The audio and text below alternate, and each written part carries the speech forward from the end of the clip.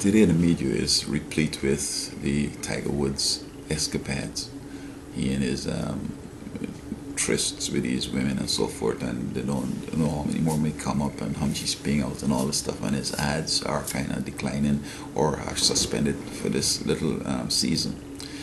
But I think that we should use Tiger Woods' problem here to form like a catalyst so we could solve our problems.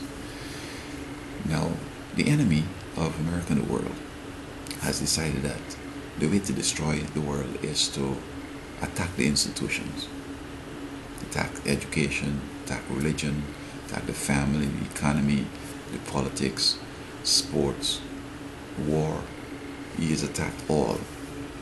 And primarily the family. The family is going through one of the roughest times.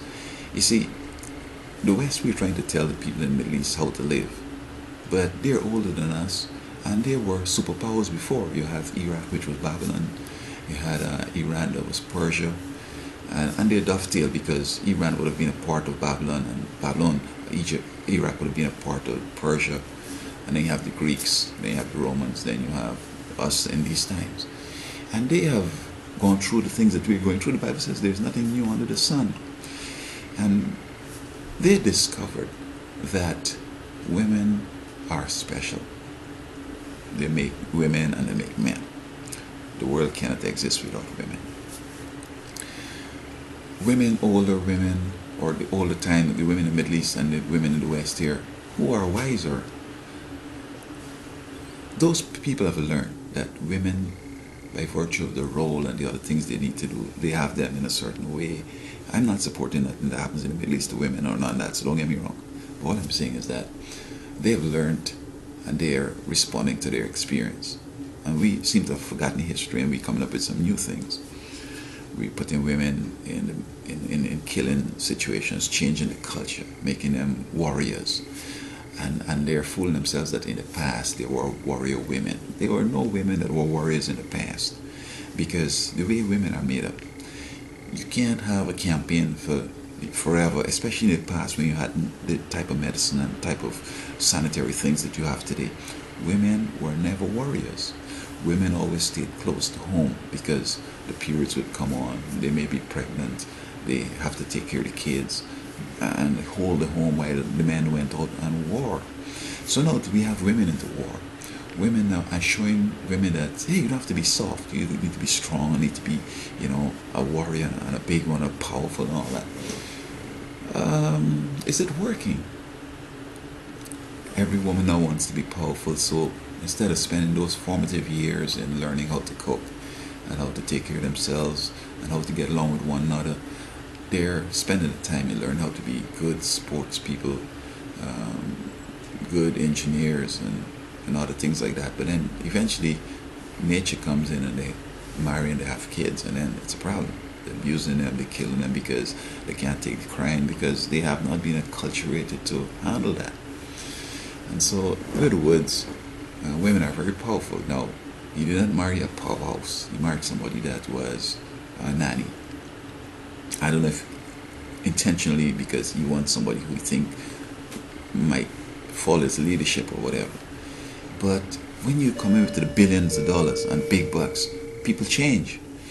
And I think she has close to 100 million right now, and so it's a tenth of his money. And I don't know at what point in his amassing his wealth she came in, whether when he had only half or half the billion or three-quarter billion, whatever. But the bottom line is this, that men and women, we're having problems. And it's the men who generally are going out and having other women, but these other women are going out and leaving the husband. So we're having, the homes are not being fulfilling and as satisfying as they should have been. And it's because the enemy has come in and changed the roles. Women are trying to be men, men are trying to be women. You have home mom, Mr. Mom, and house father, and all this stupid stuff. And you have the Mr. Mom and so on.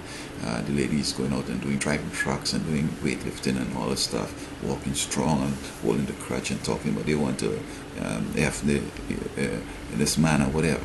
So I don't know. we got to come back to the place where we look at the various sexes and see what each could do best, and let us focus on that. Because you put the women out in war, in dust storms, crossing those nasty water with all kind of pollutions and stuff like that. And when the enemy catch them, they're raping them and, yeah, and doing them in, and then they destroy. And moreover, when you make them into killers, they lose that instinct of the motherly instinct to preserve life and to be good lovers and good companions. You see, traditionally, the women would be there to help the man out. He comes in, he goes to her, she does something to him and for him and with him and all that, and then he feels good for the next day to go out and face the world.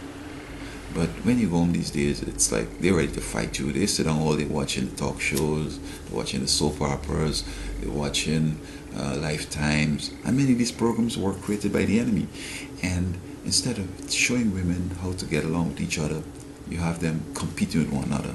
You have even on some of the talk shows, some of the soap operas, women are attacking the men and fighting the men down and so on. And so we're changing the culture. And the bottom line is that the homes are going to disappear. Our homes are going to fall apart because we're mixing up things, and this is intentional. The enemy has intentionally created this confusion so that the homes, if the homes fall apart and we can't have a home where two people are going to be happy and live, when the kids are going to grow up contented and loved and satisfied, society is going to fall apart.